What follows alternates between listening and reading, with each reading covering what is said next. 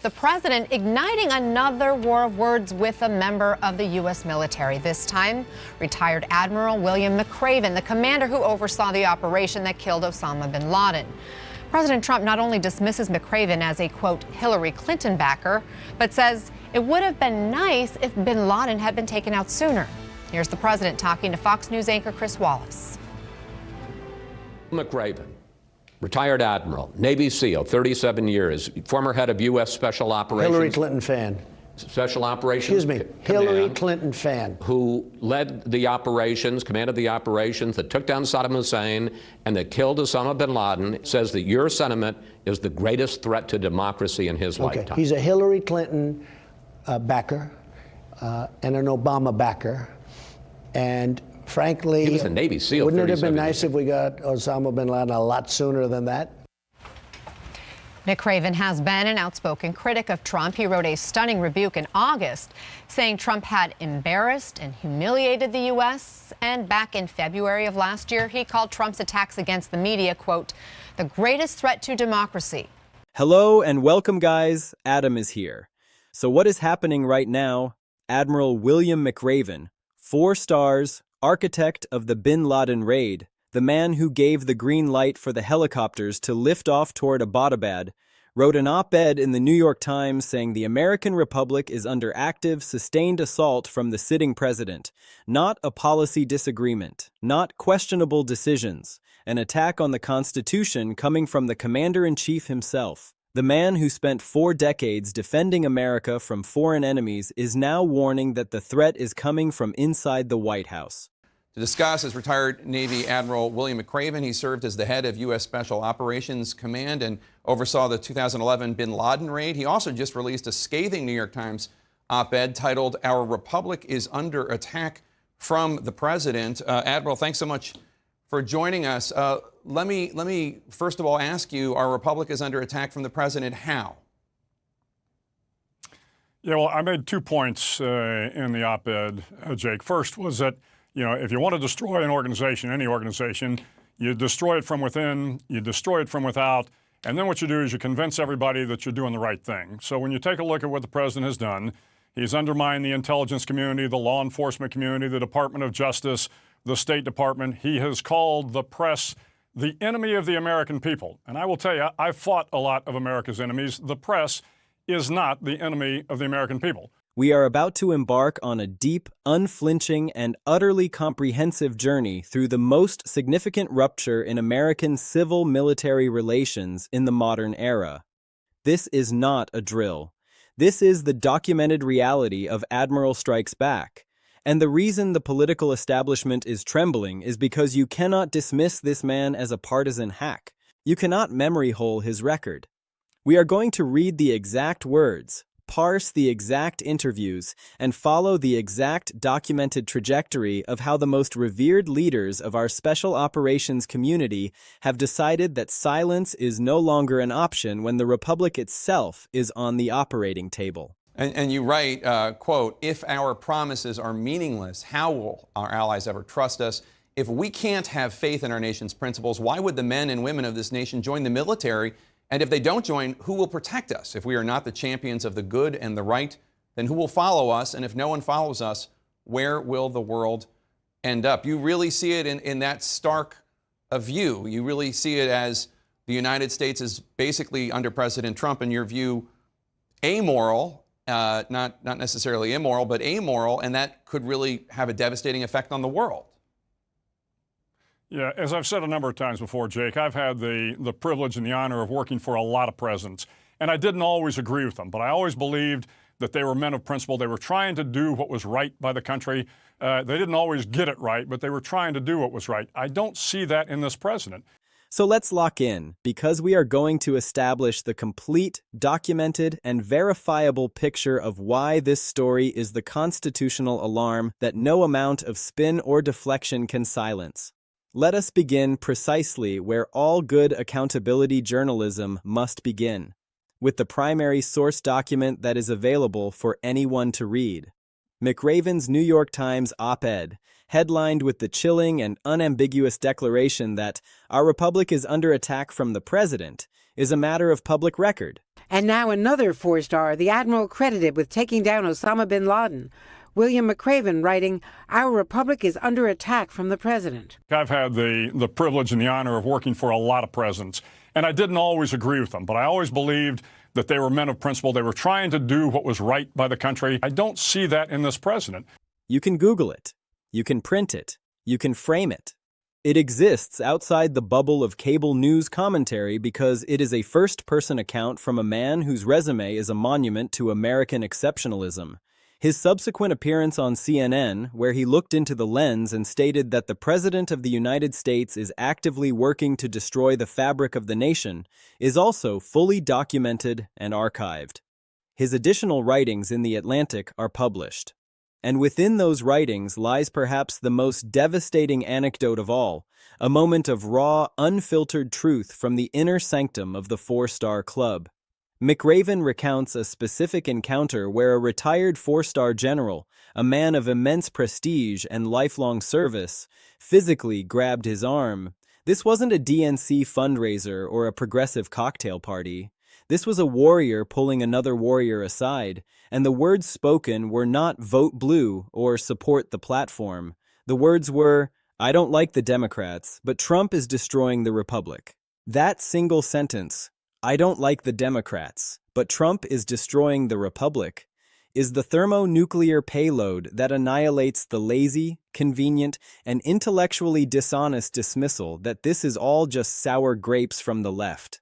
This is the most senior echelon of the United States military, men who have spent careers navigating the dangerous shoals of global conflict, explicitly stating that their alarm is rooted not in partisan affiliation, which they openly disavow, but in a profound and terrified assessment of constitutional decay.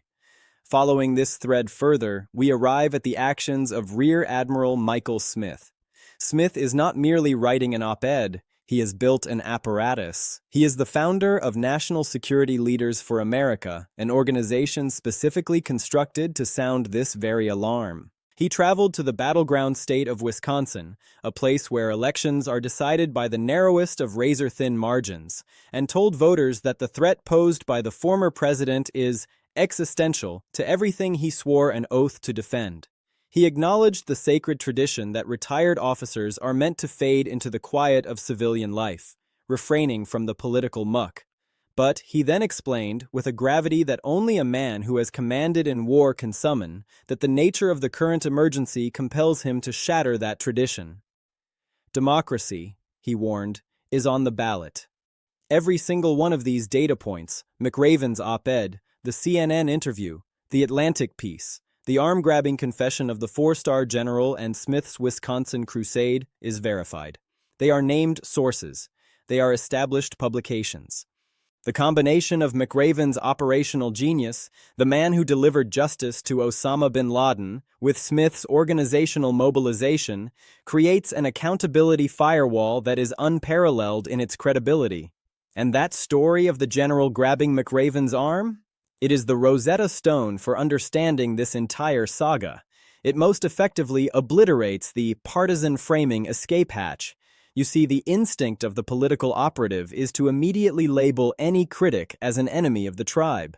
But here, we have a member of the tribe, a four-star general who explicitly states his discomfort with the Democratic Party, issuing the exact same destroying the Republic verdict. This is the most personally authenticated, nonpartisan judgment imaginable. It is a signal sent from the highest peak of the national security mountain, and it says, "This is not about red versus blue. This is about right versus wrong." And then we pivot to the language of Admiral Smith. Existential threat. That is not a term thrown around lightly by people who have faced down actual existential threats from nuclear powers and terrorist networks. When Smith, the founder of a formal accountability organization, tells Wisconsin voters that the current path represents an existential threat to the very oath he swore, we are witnessing the most formally organized and electorally consequential expression of military dissent in our lifetimes. His specific admission that he is breaking with the sacred tradition of military non-interference is the most alarming institutional acknowledgement available. It tells us that the compulsion to speak out is so overpowering, so visceral, that it has overridden decades of professional conditioning to stay quiet. This is the sound of the guardrails screaming. Now let's add the academic and analytical skeleton to this flesh and blood military testimony. Because while the admirals are telling us what they see, the scholars are explaining how it works. Enter political scientist Nicholas Grossman. Grossman provides the rigorous academic framework that transforms the admiral's fears from a vague sense of dread into a concrete, identifiable mechanism of authoritarian governance. He specifically characterizes the approach to the military not as a national defense asset, but as a private army. His scholarly assessment is that the goal is to convert the most powerful institution in human history into a tool whose job description is no longer defend the Constitution against all enemies, foreign and domestic, but rather enforce personal power and hurt domestic enemies. And the kicker in Grossman's analysis is the phrase, "No matter what any law or principle or norm says." Are you hearing this? A political scientist who studies the death of democracies is looking at the United States and using the exact terminology reserved for tin-pot dictators and strongmen. Private army. Enforce personal power. Hurt domestic enemies. This is not hyperbole from a cable news host. This is the sober, peer-reviewed, analytical confirmation of the nightmare scenario that McRaven and Smith are warning us about from their operational perches. It is the scholarly seal of approval on the alarm bell. It connects the dots between the gut instinct of a warrior and the cold logic of political science. The convergence of McRaven's operational credibility, Smith's organizational advocacy, and Grossman's academic rigor creates a three-dimensional, multidisciplinary consensus that is simply impervious to the usual rhetorical countermeasures. Let's drill down even deeper into the full architecture of this story, because there are three specific structural pillars holding up this entire edifice of concern, and each one requires its own meticulous excavation. The first pillar is the escalation trajectory of the admirals. The second pillar is the authoritarian moment analysis. And the third pillar is the electoral and democratic stakes. We are going to walk through each of these chambers of the archive one by one so that when you leave this video, you possess the complete, unredacted schematic of what is actually happening in the shadows of our national security apparatus. To grasp the true magnitude of this moment, we cannot look at McRaven's words in a vacuum. We must view them as the apex of a steep and terrifying climb. The journey begins with the baseline of the 300-plus collective statement. This was the initial rumble, a broad warning from hundreds of retired national security professionals that the character and conduct of the president posed a danger. It was significant, but it was diffuse. Then, the trajectory sharpened and climbed with McRaven's individual intervention. He moved from the collective we to the individual I, and in doing so, he escalated the language to the extreme end of the spectrum. Our republic is under attack, working to destroy the country. This was the moment the warning became a siren, and then the trajectory reached its current operational peak with Admiral Smith's national security leaders for America. This represents the evolution from warning to action. It is no longer just a statement of concern. It is a targeted, organized electoral intervention. It translates the abstract credibility of the Admiralty into concrete voter persuasion in the precise geographies where it matters most, like Wisconsin. This escalation in sophistication is arguably more frightening than the escalation in language. It signals a movement that is learning, adapting, and organizing to apply maximum pressure where the system is most vulnerable, the ballot box. And within that McRaven escalation lies the atomic component of the sooner the better resignation call. We must sit with the gravity of this for a moment. Admiral William McRaven, the man who planned and executed the most daring raid in modern military history, published a conditional but unmistakable call for the removal of the commander-in-chief. He wrote that, if the necessary leadership is not shown, it may be time for a new person in the Oval Office, and the sooner the better. Read that again. Let the words hang in the air. The sooner the better. This is not a call for patience. This is not a call to wait for the next election cycle to sort things out. This is a call for urgent constitutional triage. The conditional nature of the statement, if Trump doesn't show the needed leadership, is the key that unlocks its nonpartisan credibility. It provides an off-ramp, a test of character. But the urgency of the sooner the better reveals the underlying assessment that the test is likely already failed and the patient is bleeding out. This is the most dramatically alarming and publicly authoritative signal that the senior military brass views the current trajectory as an immediate and gathering storm. This is where the story transcends political gossip and enters the realm of historical analysis. We are not just listening to generals, we are witnessing a convergence of international relations scholars, domestic policy institutes, and academic political scientists, all pointing to the same dark cloud on the horizon. The publication Foreign Policy, a wonky but essential read for the diplomatic corps, characterized the United States under this influence as being in a particularly authoritarian moment. That is a phrase usually reserved for countries on the watch list of Freedom House, not the architect of the post-war liberal order. Concurrently, the Center for American Progress, CAP, has meticulously documented what it calls the authoritarian playbook being deployed in the context of military and federal law enforcement. They are tracking the actual tactical maneuvers, the personnel shifts, the loyalty purges, the rhetorical priming, that align with the patterns observed in Hungary, Turkey, and Russia, and bridging the gap between the broad strokes of foreign policy and the tactical documentation of CAP is the precision analysis of Grossman with his private army framework. This is the triangle of doom for those who wish to dismiss this as hyperbole. When the international relations magazine, the domestic policy think tank, and the academic political scientist all land on the same page, and when their findings perfectly echo the visceral warnings of four-star admirals, you no longer have a narrative.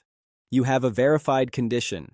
Grossman's private army analysis is worth its weight in gold here because it names the specific constitutional cancer. The founders designed civilian control of the military as a firebreak against tyranny. The military is supposed to be loyal to the Constitution, not the man. By treating the armed forces as a private security detail or a personal enforcement squad for domestic political squabbles, the fundamental relationship is inverted. The shield of the republic becomes the sword of the ruler. The protection against enemies foreign becomes a bludgeon against enemies domestic. The no matter what any law or principle or norm says component is the crucial disclaimer that this is not a theoretical exercise about emergency powers. It is an operational design to circumvent the very emergency brakes the founders installed. This is the part of the story that is almost too on the nose for a political thriller. Faced with this unprecedented, hyper-credentialed, multidisciplinary wall of concern, what was the response? A return to form. The response was to wave a hand and dismiss Admiral McRaven, the man who got bin Laden, as a Hillary Clinton fan and an Obama supporter. This response is so spectacularly self-undermining that it functions as a confession by contradiction. Here we have the most operationally successful counterterrorism commander in a generation, a man who just recounted a story about a Republican four-star general agreeing with him, and the best defense available is to call him a partisan cheerleader for the opposition. It is the equivalent of being accused of a complex financial crime and responding by saying, "Yeah, well, the forensic accountant wears funny ties." It completely ignores the substance of the charge, the destruction of the republic, in favor of the most trivial and demonstrably false ad hominem attack. The Hillary Clinton fan dismissal actually strengthens McRaven's position because it proves his central thesis, that the president and his movement are incapable of processing criticism outside of a strict partisan binary. They cannot hear the words, "Constitution is under attack" from a warrior because their ears are only tuned to hear "enemy of the party." This is the sound of a defense mechanism shattering under the weight of reality. So let's bring this massive aircraft carrier of a story into port with 4 clear, concrete, and actionable takeaways. I want you to walk away from this video not just informed, but armed with a precise understanding of the landscape. The specific combination of McRaven's published op-ed, "Our Republic is under attack from the President," his CNN interview, "Trump is working to destroy the country," and his Atlantic piece, "The Sooner the Better," constitutes the most formally documented, operationally credentialed, and urgently framed public military accountability assessment in the modern history of American civil-military relations. This is not an opinion. It is a fact of the public record. His credential as the architect of the bin Laden raid is unassailable. His platform, the New York Times, CNN, The Atlantic, represents the pinnacle of mainstream institutional reach. The "sooner the better" urgency injects a temporal fuse into the equation that makes this unlike any previous critique from the Pentagon brass. This is the gold standard of the Admiral Strikes Back narrative. The convergence of foreign policy's authoritarian moment analysis, Cap's authoritarian playbook documentation, Grossman's private army academic framework, and the first-hand testimonies of McRaven and Smith creates an accountability ecosystem that is dense, diverse, and deeply credible. This is not an echo chamber. It is a chorus of different instruments: international relations, domestic policy, academia, and military operations, all playing the same haunting note. This multidisciplinary consensus validates the Admiral's concerns in a way that no single voice ever could. It tells us the threat assessment is not confined to one silo of the national security state.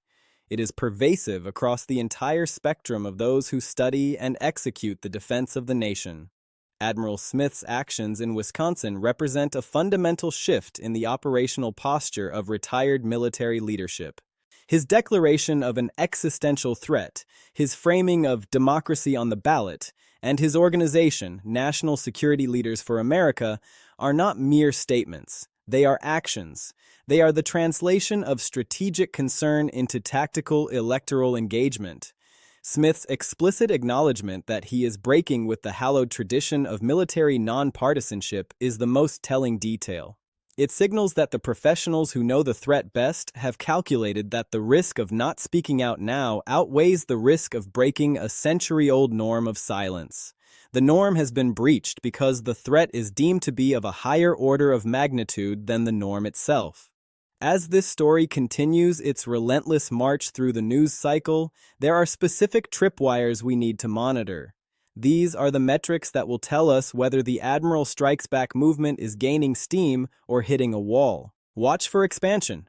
Is National Security Leaders for America expanding its voter outreach beyond Wisconsin? Are they targeting additional competitive districts where a few thousand independent voters, swayed by military credibility, can change the math of a congressional race? Watch for new voices. Are additional retired 4-stars and 3-stars stepping forward to add their names to the McRaven-Smith chorus? Does the escalation trajectory continue its climb toward an even broader consensus among the senior leadership of the silent service? Watch the personnel purges. Keep a close eye on the Pentagon. Any further dismissals or forced resignations of senior officers who show insufficient personal loyalty will be a direct confirmation of Grossman's private army thesis playing out in real time. Watch the grassroots connection. Is the institutional alarm of the admirals connecting with the grassroots energy of the No Kings protest movements? When the credibility of the 4-star general meets the energy of the street protester, that is when the pressure on the system becomes truly multidimensional and potentially transformative. Here is the absolute, unvarnished, and immutable bottom line that I want seared into your consciousness. Admiral William McRaven, the operational genius who delivered the world from Osama bin Laden, sat down and wrote in the paper of record that the American experiment is under assault from the top. He went on global television and declared the president is working to destroy the nation. He amplified a story from a Republican 4-star general who confirmed that this is a republic-destroying endeavor, not a partisan squabble. Rear Admiral Michael Smith has mobilized an organization to tell voters in swing states that the danger is existential and that the very concept of democracy hangs in the balance. The academic community, led by scholars like Grossman and institutions like Foreign Policy, has provided the analytical vocabulary to understand this as a classic authoritarian power grab, characterized by the conversion of the military into a private instrument of personal power. And the response from the man at the center of these allegations? To call the hero of Abbottabad a fan of his political opponents. The op-eds are published, the interviews are archived, the academic papers are peer-reviewed, the multidisciplinary consensus is inescapable. The Trump freaks out as Admiral strikes back story is not a wild fantasy. It is the most specific, most alarming, and most comprehensively credentialed real-world warning about the fate of the American Republic ever issued by the men and women who once wore the uniform to defend it. We are standing at a precipice, and the people who know the terrain best are screaming for us to look down. The only question that remains is whether enough of us will listen before the ground gives way. We are going to be right here, anchored to this desk and this monitor, tracking every single tremor and development in this unfolding saga. Will the documented Admiral accountability mobilization break through the noise and produce a tangible electoral shockwave? Or will the partisan dismissal playbook, the cries of deep state and never Trumpers, successfully inoculate the persuadable middle from the warnings of the nation's most decorated warriors? I want to know what you think the endgame looks like. Drop your analysis in the comments section below. Let's have a real conversation about where we go from here. I'll see you in the next one, but until then, keep your eyes open and your mind sharper.